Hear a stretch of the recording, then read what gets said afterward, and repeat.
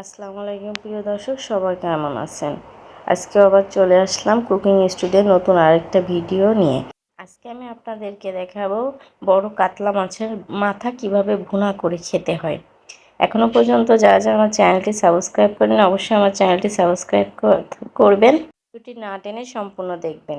প্রথমে আমি মাথাগুলো খুব ভালো করে পরিষ্কার করে কেটে নিয়েছি এবং একেতেও সামান্য পরিমাণ হলুদ আর সামান্য পরিমাণ লবণ, মানে 1 টেবিল চামচ হলুদ এবং 2 টেবিল চামচ লবণ দেওয়ার পর মাথাটা খুব ভালো করে মাখিয়ে নেব। একটু ঝাঁকিয়ে ঝাঁকিয়ে মেখে নেবেন যাতে ভালো করে ঢুকে যায় মাথার ভিতরে লবণ হলুদ। এরপর আমি একটা প্যানে পর্যাপ্ত পরিমাণ তেল, আমি এখানে হাফ কাপের মতো তেল নিয়েছি, বিকজ মাথাগুলো খুব ভালো করে ভেজে না নিলে এর ভিতর থেকে একটা গন্ধ করে অনেকেই খেতে পারেন না। এপাশ ওপাশ করে উল্টিয়ে একটু সোজা করে খুব ভালোভাবে ভেজে নেবেন। আমি মাথাগুলোর সব কিছু ফেলে দিয়েছি, ফুলকা টুলকা ফেলে দিয়েছি। আপনারা যদি খেতে চান অবশ্যই রেখে দিবেন। মাথাটা একটু কড়া করে ভাজতে হবে যাতে গন্ধটা চলে যায়। অনেকেই মাথা খেতে চান না গন্ধের জন্য, বা দিস অ্যান্ড দ্যাট অনেক প্রবলেম থাকে। এইভাবে এই প্রসেস ফলো করে রান্না করবেন, কোনো গন্ধই থাকবে না। এই পর্যায়ে আমি একটা প্যান নিয়ে 2 টেবিল চামচের মতো তেল নিয়ে তাতে হাফ কাপের মতো পেঁয়াজ দিলাম। পেঁয়াজগুলো একটু ব্রেস্তা মতো করে ভেজে নেব। 2 টেবিল চামচ রসুন বাটা দিলাম, 1 টেবিল চামচ আদা বাটা দিলাম। মশলাটাকে একটু ভালো করে ভুনে নিতে হবে। 1 টেবিল চামচ জিরা বাটা দিলাম, 1 টেবিল চামচ ধনিয়া বাটা দিলাম, মরিচ দিলাম 1 টেবিল চামচের মতো। মরিচটা আপনারা অন টেস্ট, যে যেমন খান। পুরো মশলাটা খুব ভালো করে কষিয়ে নিতে হবে। যখন তেল উঠে যাবে তখন সামান্য লবণ দিতে হবে এবং সামান্য পানি দিতে হবে, নাহলে পেঁয়াজটা পুড়ে যাবে। লবণটা আপনার পরিমাপ মতো দিবেন। আমি এখানে 1 টেবিল চামচ লবণ দিয়েছি এবং 1 টেবিল চামচ হলুদ দিলাম। পুরো মশলাটা খুব ভালো করে কষাতে হবে। এরপরে এক একটা করে মাথা দিয়ে মশলাটা মাখিয়ে নিতে হবে।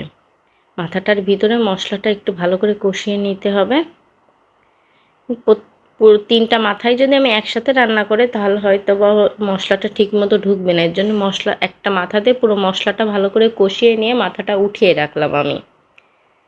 আপনারা একটু ভালো করে খেয়াল করবেন মশলাটা আমি কিভাবে কষিয়ে নিয়ে উঠিয়ে নিলাম।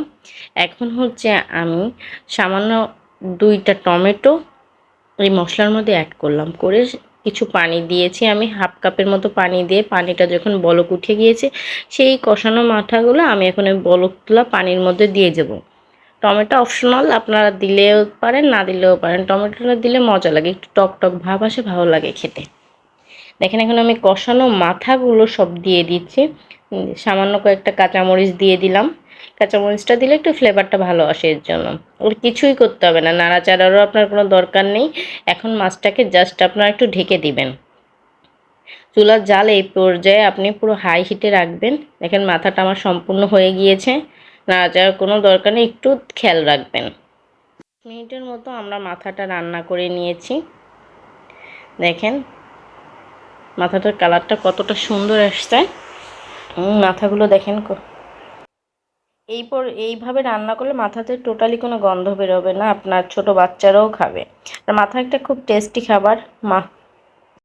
এখন আমি চুলাটা বন্ধ করে একটু দমে রেখে দিব।